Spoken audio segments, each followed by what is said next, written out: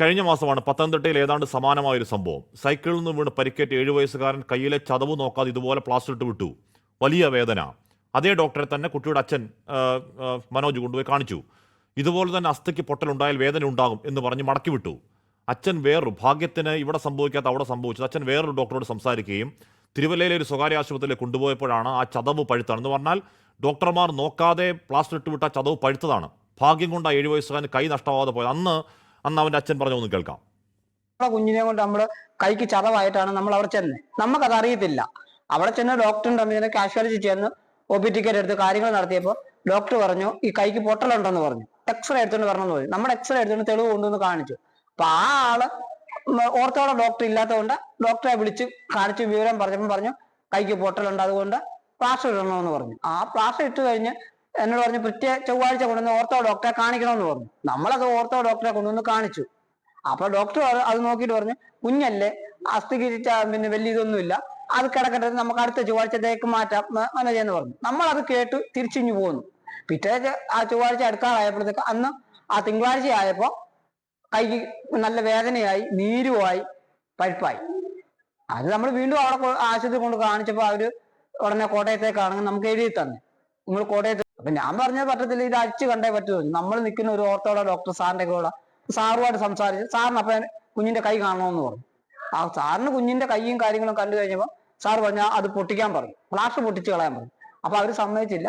പിന്നെ ഡോക്ടർ അവര് മേഡം സാറുമായിട്ട് സംസാരിച്ച് കഴിഞ്ഞപ്പോൾ അത് പൊട്ടിച്ചു. അവര് ആ ഡോക്ടറുമായിട്ട് കോണ്ടാക്ട് ചെയ്യുന്നുണ്ടായിരുന്നു.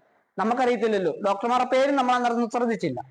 അപ്പം സാറോട് സംസാരിച്ച് കഴിഞ്ഞാൽ പിന്നെ ഉടനെ പൊട്ടിച്ചു കഴിയുമ്പോൾ പഴുപ്പ് നിന്നില്ല, കൈ വികൃത രൂപമായി. അപ്പൊ സാറ് പറഞ്ഞു പിന്നെ ഫസ്റ്റ് എയ്ഡ് ചെയ്ത് അവരോടനെ വിട്ടു. എന്നാൽ ഞങ്ങളോട് പിന്നെ 108 ആംബുലൻസും വിളിച്ച് എന്നിട്ട് പറഞ്ഞു എത്രയും പെട്ടെന്ന് നിങ്ങൾ കോട്ടയത്ത് കൊണ്ടുപോകണം. MK ഹരിദാസ്, ഇവിടെ ഞാൻ ഈ മനോജിനെ ഒന്ന് വിളിച്ചായിരുന്നു. പാമ്പുടിച്ചൻ പറഞ്ഞു ഞാൻ പാമ്പുടിച്ചവനാണ്, എനിക്ക് ഈ വിഷയം പിന്നെ കുത്തിപ്പൊക്കാൻ താല്പര്യമില്ല, എനിക്ക് ഇനി ആശുപത്രിയിൽ പോകാനുള്ളതാണ്, എൻ്റെ മകൻ്റെ ഒന്ന് സംഭവിച്ചില്ല ദൈവാധീനം എന്ന് പറഞ്ഞ് സമാധാനിച്ചു ഈ പാവം അച്ഛൻ.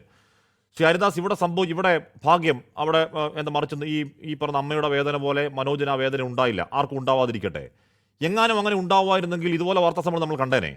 ഇതുപോലെ നമുക്ക് മനസ്സിലാവാത്ത മെഡിക്കൽ ജേണലൊക്കെ ഒന്ന് ഡൗൺലോഡ് ചെയ്തുകൊണ്ട് വന്ന് ഇത് അപൂർവമായി സംഭവിക്കുന്നതാണ് എന്ന് പറഞ്ഞാൽ ചതവുകൾ ഉണ്ടായാൽ ചതവുകൾ കൂടെയുള്ള എന്താണ് ഏതൊക്കെയോ സാധനം ത്രോംബോസിസ് ഫൈബ്രോസ് ഒക്കെ ഉണ്ടാവും എന്നൊക്കെ പറഞ്ഞിട്ടുള്ള വാർത്താ സമ്മേളനം നമ്മൾ കാണേണ്ടി വന്നേനെ. എത്ര വാർത്താ സമ്മേളനം നമ്മൾ കണ്ടു ശ്രീ ഹരിദാസ്, ഇതുപോലെ ന്യായത്തിന്റെ വാർത്താ സമ്മേളനങ്ങൾ.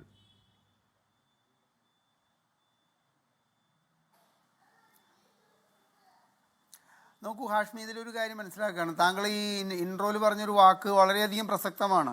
അടിസ്ഥാന സൗകര്യത്തിൽ ജീവിക്കാൻ പോലും മാർഗമില്ലാത്ത പാവങ്ങൾക്കാണ് കേരളത്തിൽ കഴിഞ്ഞ ഒരു 2-3 വർഷത്തെ, അതിന് മുമ്പെടുത്ത് എടുക്കേണ്ട 2-3 വർഷത്തെ ഇത്തരത്തിലുള്ള ദുരനുഭവങ്ങൾ നേരിട്ടിട്ടുള്ളവരെല്ലാം തന്നെ അവർക്ക് അടിസ്ഥാനപരമായിട്ട് അവർക്ക് ജീവിത സൗകര്യങ്ങളൊന്നും ഇല്ലാത്തവർക്കാണ്.